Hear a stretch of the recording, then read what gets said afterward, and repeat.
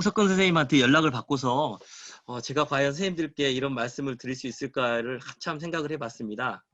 그래도 선생님이 그냥 있었던 이야기를 나눴으면 좋겠다고 해서 수락을 하고 한참 고민을 했는데요. 예. 11월 달에 제가 했었던 활동들입니다.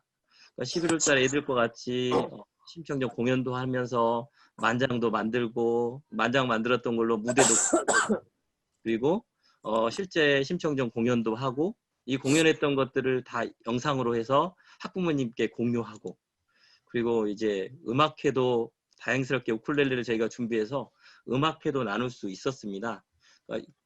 마지막 또 11월 달이 결실의 계절이라 텃밭에 자기 텃밭도 나눠서 같이 결실을 맛봤는데요. 이런 활동들이 작년에도 있었고 재작년에도 똑같이 있었는데 차이점이라고 하면 애들이 다 마스크를 쓰고 있는 거예요. 방금 보였던 모든 사진에 마스크를 다 끼고 있는 거 여러분 보셨을 겁니다. 제가 이제 하면서 이 코로나19라는 게 과연 기회일까 위기일까라는 생각들을 자꾸 계속했습니다. 올 내내 코로나19가 교육의 변화에 큰 위기일까 기회일까. 모든 사람들은 다 위기라고 했을 때 선생님들의 그 교사들 집단이 워낙 전문가 집단이다 보니 기회로 맞이하는 부분들이 훨씬 많더라고요. 그동안 우리가 보지 못했던 영역들, 우리 김영태 선생님이 잘 하시는 에듀테크 부분이라든가 또는 저희가 지금 이렇게 온라인상에서 만나서 뭔가 의사소통하고 이걸 통해서 한 단계 업그레이드하는 걸 보면 단순히 위기만이 아니라 새로운 기회일 거다라는 생각을 저는 했습니다. 또 하나는 이 개화 늑대 시간이라고 드라마도 유행했었고 이렇잖아요. 지금 멀리 희미하게 보이는 이런 것들이 그때 개와 늑대일까 이런 고민에서 점점 이 동이 터서 환해지고 있다라고 저는 느꼈거든요. 지금 우리가 처해진 환경이 이제 희미한 어렴풋이 뭔가 모르는 단계가 아니라 이제 하나 둘씩 알아가고 있는 과정이다. 오히려 이걸 통해서 한 단계 업그레이드 할 수 있겠다라는 생각들이 점점 확산되고 있는 것 같아요. 기존에 못했던 것들을 할 수 있는 시간이지 않을까 이런 생각들을 했고요. 그래서 요즘에 이제 브랜디드 러닝이란 말들이 많이 나왔어요. 뭐 여러분들이 너무 잘 알고 있고 우리 예학 정책 연구소에서 많이 나왔던 이야기들인데, 그러니까 단순하게 원격 수업, 대면 수업만 했던 게 아니라 원격 수업과 서로 만나는데 어떻게 하면 상수 효과를 누릴 수 있을까? 기존에는 이제 이런 거였죠. 뭐 거꾸로 수업에서 디딤돌 영상을 주고 그걸 바탕으로 해서 학교에 와서 지식을 넘어서 서로 소통하는 이런 적용시켜보는 수업을 해보자라는 관점이었다면 이걸 더 넘어서 교육과정 안으로 들어와서 대면 수업했을 때 효과와 원격 수업했을 때 효과를 서로 할 수 있는 수업을 구상해보자. 구상할 수 있는 방법을 찾아보자라는데 이 브랜디드 러닝이었던 것 같고요. 이 브랜디드 러닝이라는 것들이 새로운 관점이 아니라 결국은 우리가 그동안 해왔던 혁신교육이든 교육과정에 대한 새로운 시선이 생겼던 교육과정 재구성이란 말이 먼저 등장했었고, 그리고 교수평 일치하란 말이 등장했었는데, 결국 교육과정 재구성이란 말이 국가 수준의 교육과정을 학생들이 처한 환경, 수준에 맞춰서 선생님이 수업을 재설계하는 거잖아요. 그러면 이번에 우리가 하고자 하는 교육과정도 아이들이 처한 환경이 바뀌었습니다. 그동안에 우리가 대면으로 아이들을 만났었잖아요. 대면으로 만났던 아이들이 원격으로 만날 수밖에 없는 환경이 되면 거기에 맞춰서 선생님이 분명히 수업을 재설계했을 것이다. 그러면 그 재설계했던 것들이 어쩌면 브랜디드 러닝이라고 불러지지 않았을까. 그래서 저는 선생님들이 지금 하고 있는 교육과정을 그냥 단순하게 브랜디드 러닝으로 불러보기보다는 그냥 교육과정 재구성을 했다라고 부르는 게 맞지 않을까. 그리고 우리 연구소에서 뭐 임재일 소장님이나 이렇게 얘기하고 있는 교사교육과정이란 관점에서 바라봤을 때도 결국은 교사가 우리 아이들이 처한 환경들, 대면이든 원격이든 그걸 가지고 상호 브랜디드 러닝을 하든 간에 그거 관계없이 교육과정 재구성을 제대로 운영하게 되면 이런 말도 결국은 하나로 통일되지 않을까. 그래서 이런 걸 잘하려면 교사가 어떤 걸 잘해야 될까, 저 나름대로 생각해보면 우리가 늘 얘기했던 교육과정을 쓰고 활용할 수 있는 능력, 교육과정 문해력이나 문식력 능력을 스스로 키워가야 되는 또 한 단계 도약하는 단계가 되지 않았을까. 그동안에 우리는 교육과정에서 대면 교육과정에 익숙하게 교육과정 문해력을 키웠다면 이제 업그레이드해서 교육과정이 원격 수업에서도 적용할 수 있는 걸 발전시켜야 하는 교사의 또 하나의 일이 되지 않았을까. 또 다른 역량을 키워가는 단계가 되지 않았을까라고 저는 생각을 했습니다. 제가 이전에 그 과정시행평가를 이야기할 때 그때 책에 썼던 내용들인데요. 그때 저는 교육과정 운영 프로세스를 교사가 교육과정을 보는 단계 보시면 2단계에서 교사가 교육과정 설계하는 2단계에서 저는 우리가 더 고민을 이제 해야 된다고 생각했거든요. 2단계 저희가 실제 교과서가 아니라 교사가 성취 기준을 분석해서 학습 단계를 선정하고 학습 단계에 따라 수업을 재설계하는 이 단계에서 이 부분을 충실하게 한다는 거죠. 그래서 이 단계에서 수업을 제대로 설계되면 당시에 수업을 진행하는 과정에서 선생님이 봐야 될 평가, 즉 확인하는 형성평가를 통해서 아이들의 성장을 도모해주면 결국은 애들이 목표에 도달할 거라고 저희는 생각을 했었습니다. 이 도달하는 과정에서 과정평가를 통하고 끝나고 결과평가를 하고 마지막은 결국 다시 전체 평가와 재학습 재평가를 통해서 다시 한번 아이들에게 도움을 주는 이 평가 체제를 갖춰야 된다라고 저희가 늘 얘기를 했었는데요. 2단계가 이제 원격으로 바뀌면서 원격과 대면 바뀌면서 저는 기존에 했던 수업 방식은 그대로 유지되지만 환경 자체가 바뀌어 있기 때문에 이 교수학습에서 원격과 대면으로 할 것들을 그때그때마다 순서를 맞춰서 체크를 해야 된다고 생각한 겁니다.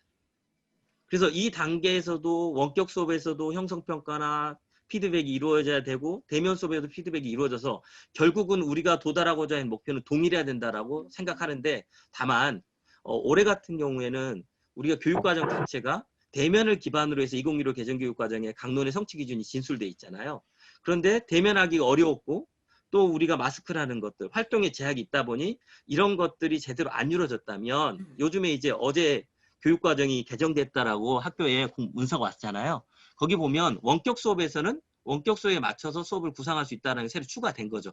이제 교사가 교육과정을 그동안에 그냥 공문서상의 지침으로서의 교육과정을 해석하고 하는 게 아니라 이제 국가수준 교육과정에서도 원격 수업에 대한 방안을 제시하고 있다고 생각합니다.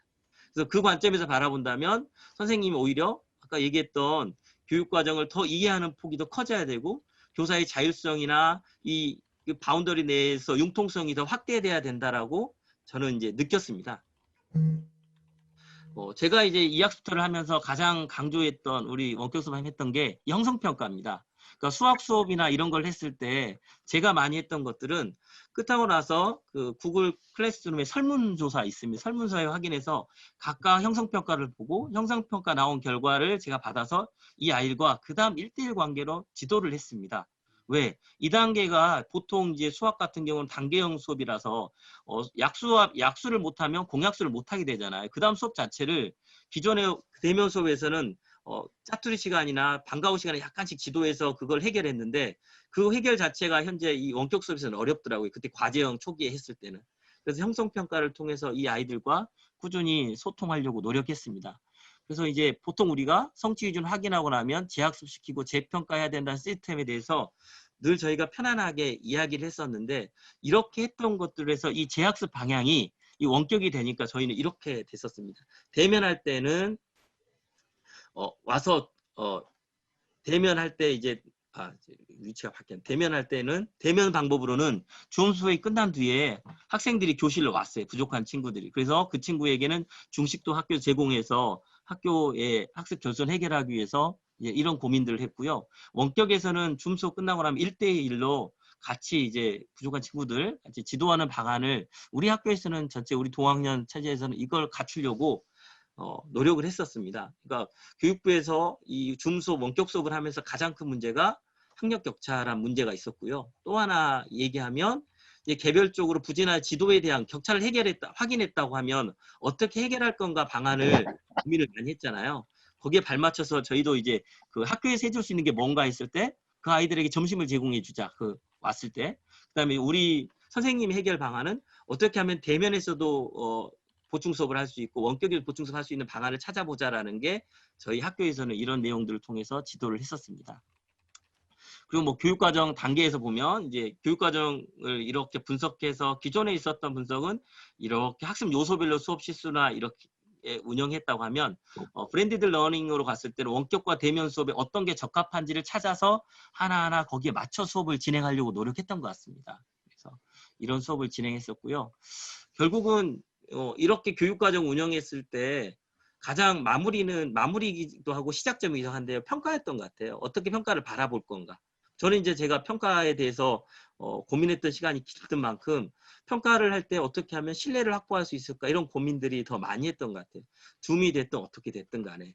그래서 보통 제가 얘들하고 수업을 했을 때는 항상 수업을 하기 전에 어떻게 수업이 운영되고 어떤 평가를 할 건지를 단원 개관할 때 첫 단원 시작할 때 애들에게 브리핑한다고 저는 생각하거든요. 내가 이렇게 할 거야. 그리고 서로 의사소통을 해서 거기서 최종적으로 수업을 준비를 마무리했던 것 같아요. 그리고 하면서 사전에 수행평가를 하든 어떤 평가를 하든 간에 채점 기준을 안내하려고 노력했던 것 같습니다. 그래서 이런 안내를 통해서 그 학생들이 이 안내서를 보고서 스스로가 자기평가하거나 동료평가하는 도구로 삼으라고 항상 늘 이야기했었습니다. 그래서 제가 했던 것들을 잠깐 소개시켜 드리면 이 뭐 수행 평가를 하게 되면 여러분 많이 하니까 수행 도구를 만들고 수행 도구에 따라서 채점 기준을 만드는데 이제 제가 했던 방안들을 이게 2013년도에 했던 방안인 것 같아요. 보통 이제 하면 채점 기준에 따라서 너는 상이야, 중이야, 하야 이렇게만 둘러보고서 평가를 했던 것 같아요. 그렇게 했더니 다 잘한 아이는 문제가 없지만 어떤 영역은 잘하고 어떤 게 못할 수도 있잖아요. 자료 조사는 잘했는데 구성을 못하고 또 말은 잘했어요. 발표하기 잘했어요. 그러니까 다 못하거나 다 잘하지는 않은 영역이 생기더라고요. 그래서 그렇게 하면 안 되겠다 싶어서 그 다음에 했던 게 이렇게 평정축도형 채점 기준화를 마련했었습니다. 그래서 영역별로 설명은 어땠는지 상, 중, 하로 나눠서 평정축도를 줬는데 이것도 결국은 이 아이들에게는 크게 도움이 안 되더라고요. 제가 평가하는 데는 영역 도움이 됐는데 얘들이 이걸 보고서 어떤 게 잘하는 건지 잘 알지를 못했던 것 같아요. 그래서 이제 2016년이죠. 2016년도부터는 이제 버전 3을 내서 각 채점 기준마다 루블릭을 만들었어요. 어떻게 하는 게 잘하는 건지. 그래서 점수를 내서 배점을 해서 결국 애들한테 줄 때는 이런 형태로 제가 이제 애들에게 줬습니다. 그 뒤로 이제 그 다음 버전으로 이제 작년 2018년도부터는 이렇게 점수라는 게 별 의미가 없더라고요. 점수가 어땠다는 건지가 이 아이들에게 성취 수준으로 판단하기가 어려울 것 같아서 그 다음 저희가 했던 거는 이게 점수가 아니라 얘는 이랬어요라고 써주는 거죠. 근데 이렇게 써주려고 하니까 너무 이게 에너지가 많이 소비되잖아요. 그래서 저는 이제 이걸 어떻게 하면 웹상에 구현시킬까 해서 제가 책을 같이 냈던 에디니티화해서 이걸 프로그래밍화해서 선생님이 뭐 클릭만 하면 자동으로 통지표가 만들어지게 하는 통지 시스템을 만들어서 작년과 올해 저희 동학년에서는 이제 운영해 보고 이걸 학부모에게 통지표 시스템을 주고 있습니다. 그래서 이렇게 정교화된 그 채점 기준을 학부모에게 제공해주고 이 자체가 한 장짜리 자체가 학부모와 학생에게 계속 제시되다 보니까 애들이 되게 좋아하고 학부모도 굉장히 좋아했어요. 왜? 우리 아이가 어떤 걸 배웠는지 어떻게 잘하는 건지에 대해서 스스로가 자기가 자기를 확인할 수 있잖아요. 우리가 메타인지 얘기하잖아요. 메타인지에서 가장 큰 거는 메타인지 우수한 학생은 내가 어떤 걸 잘하는지 못하는지를 안다라고 우리가 해서 그래요. 근데 그 기준 자체도 아이들은 없어요. 내가 어떤 게 잘하고 못하는지에 대한 기준을 제시한다는 입장에서도 굉장히 채점 기준을 정교화하는 거는 도움이 된다라고 저는 생각해서 선생님들께 이렇게 얘기하고 싶었고요. 제가 시간이 벌써 다 돼서 막 넘겨야 되는 입장이네요. 그다음 하나는 제가 이제 그 평가를 하면서 일회성 평가, 특히 글쓰기 요즘에도 5학년에서 제가 꼭 해야 되는 게 글쓰기라고 저는 생각해서 일회성 평가를 안 하려고 많이 했거든요. 쓰기는 한 번의 평가가 아니라 여러 번 계속 지도를 통해서 한 번이 아니라 두 번, 세 번, 네 번 이렇게 평가하는. 그러니까 쓰기 평가에서는 특히 포트폴리오 평가를 좀 많이 했으면 좋겠다 이렇게 제안 드리고요. 자기평가, 동료평가들도 되게 자기 성찰을 중요시 여기잖아요. 근데 그 성찰할 때 막연하게 그냥 하게 되면 그냥 친하다 관계 또는 자기가 자기 기분에 따라 쓰는데 아까 얘기했던 어떤 게 잘하는 건지에 대한 그 채점 기준을 같이 공유하면 아이들이 자기를 되돌아보는데 굉장히 도움이 됐다라고 저는 생각을 합니다. 제가 이제 시간이 말을 많이 하다 보니 핵심을 많이 놓쳤는가 어쩐지 잘 모르겠습니다만 제가 올해 이 교육과정을 바라보면서 그냥 특별하게 했다기보다는 기존에 했던 것들을 어떻게 하면 이 코로나 상황에서도 적용할 수 있을까에 대한 고민을 많이 했고요. 그러면서도 코로나가 우리에게 새로운 도전할 수 있는 기회를 주지 않았을까라고 생각하면서 운영을 했습니다. 여기 뭐 같이 오셨던 우리 회원님들이 훨씬 더 훌륭한 자료들을 또 훌륭한 사례들이 많을 텐데 제가 했던 사례들을 간단하게 선생님에게 소개했습니다. 예, 나중에 또 선생님들의 좋은 의견 들으면서 발전하도록 노력하겠습니다. 이상입니다. 고맙습니다. 네.